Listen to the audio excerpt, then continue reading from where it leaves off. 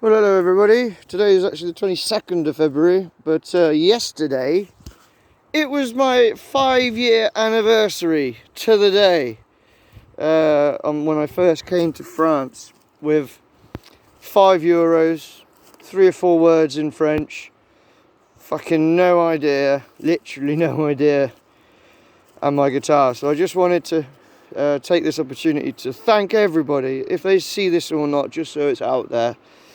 I couldn't have got this far in life without the help, dedication, support, even the failures, the bad stuff, the good stuff, all of it absolutely has made me who I am today, and I am way better than that prick I was when I first arrived. Sad, miserable, using drugs and shit. Just a prick. I still make mistakes, of course. But I just wanted to thank everybody, and you know, if you do make a life-changing decision, it is possible to do. You don't have to stick in the shit where you're not happy or where everything just seems it takes time and patience and hard work and teamwork, friendship. I mean, I've done it without a lot of love, like in terms of affectional love. That's one thing that's a bit of a sad thing, but fuck that for now. Survived pandemics, survived all the heat waves we've had, survived incredible loneliness, isolated on top of a mountain in winter, minus fuck knows what. Got some good friends here, got plenty of work here, got a good name about myself, and like I say, I still make mistakes, but 5 years I've been here.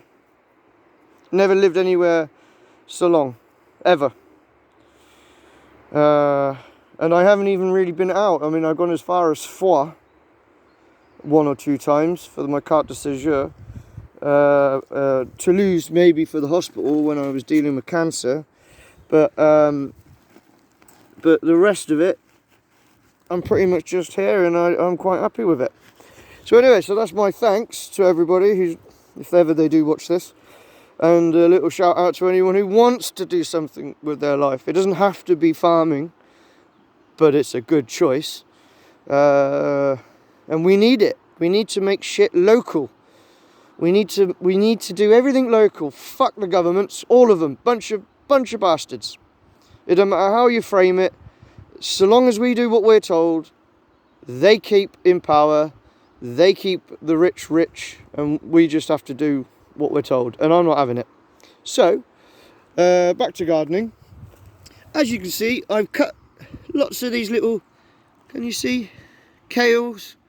I've got loads of them down there, but I noticed that after I chopped a few roots and I rotivated them, the stems made roots. So why not? All the little ones, they're all the way along there, I'll have them all the way up there as well. I'm going to stick them wherever I can. I've got loads. I'll transplant a few of the actual trees themselves. They are quite large. So that I can keep the seed as well. But then I'm thinking on the banks there, they'll seed. Oi, stop! Descends! And they'll seed, and those seeds are so thick that they'll smother out the weeds as well. So that's a really nice little thing. Then I'm clearing through here. This is all getting ready for trays once I've finally finished repairing the greenhouse. But I've got loads of stuff to sow. But the interesting work is my dog. I want to show you the interesting work. I've been preparing all the broad beans and Scottish peas, pois écosse, nan they're called. Nan is in the dwarf. But still, you know, they don't climb so much. Oh yeah, I've got this hedge planted, this noisetier. I don't know if you can see that. I don't know if I put that on a video. So that'll take root. If they struggle, I'll cut the tops off. But that'll eventually get laid. Yeah, that'll eventually get laid, like the one, not like the hedge below. Then that will prevent the erosion. It will give habitat for the birds. and once it's laid, it'll block all of the wild boar trying to get in. It doesn't require any metal. It's free, and it was a piece of piss to do. So anyway, this is the work that I've been tackling recently. I've invested 1,500 euros so far this year. It's incredible, but got myself a really good hoe. I think it's going to be the only one I get this year. Really good hoe.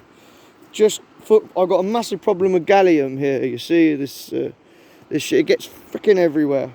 So anyway, so we've got 1 kilo of onions all the way along there, 2.5 packets of peas on the other side, and then this will be the path.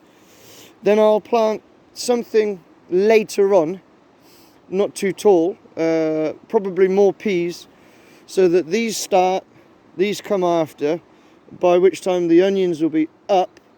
So I'll be using the space over a period of time. I'm not just going to sow everything in right now, but I'll probably I probably will put broads in there along that side, just to fill that gap up. They won't block the sun too much. We've got a bit of shade from there anyway. April, May, June, it's just stupid hot. So a bit of shade is not really going to be a problem. So I've used the same system with the hedging up there. I'm thinking, why not have permanent structures for growing? Eventually, if they do take and it works, what I'll do is I'll end up planting a load of little ones along the edge there, so I can basically build a bank, a little living wall, and then the soil can eventually build up, and I'll have a nice flat terrace where the hazel, the noisetier, will be its actual support. I've got some oignon blanc down there, some pickling onions, I suppose you could call them, but I mean, I love them. I don't know if the French do. And then on this side I've got a load of broads as well, broad beans. And then I'm thinking, once that's done, I won't pull them out, because what's the point? They'll be full of nitrogen, the roots, because I do have the bacterial the bacteria that symbiotically works with the roots on the Legumiaceae family, and it keeps nitrogen. So I'll just leave that in the soil, and then boom, ready for the tomatoes. You know, I'm going to get a particular small variety to grow up these trestles. They're fairly strong. You know, they're not too bad. If it's not that, it'll be more peas. And then I've got that whole bloody great big land up the top there, where I'll be running huge quantities of tomatoes on the ground, horizontal, on a load of straw, because that's A, their natural habit, and B, they'll be really easy to harvest. The only problem we'll have really is maybe the mildew, but my friend's got a natural mix for that, involving,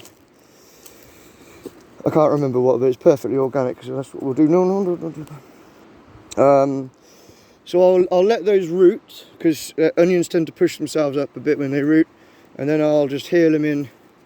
So yeah, I've got 2 bags of shallots, 2 bags of red onion, Red Baron. These are Stuttgart, and then I couldn't find any decent garlic, so I bought some organic bulbs from the market, and then they'll all go in. We've also got castor oil plants arriving, a red variety, highly toxic because of the ricin.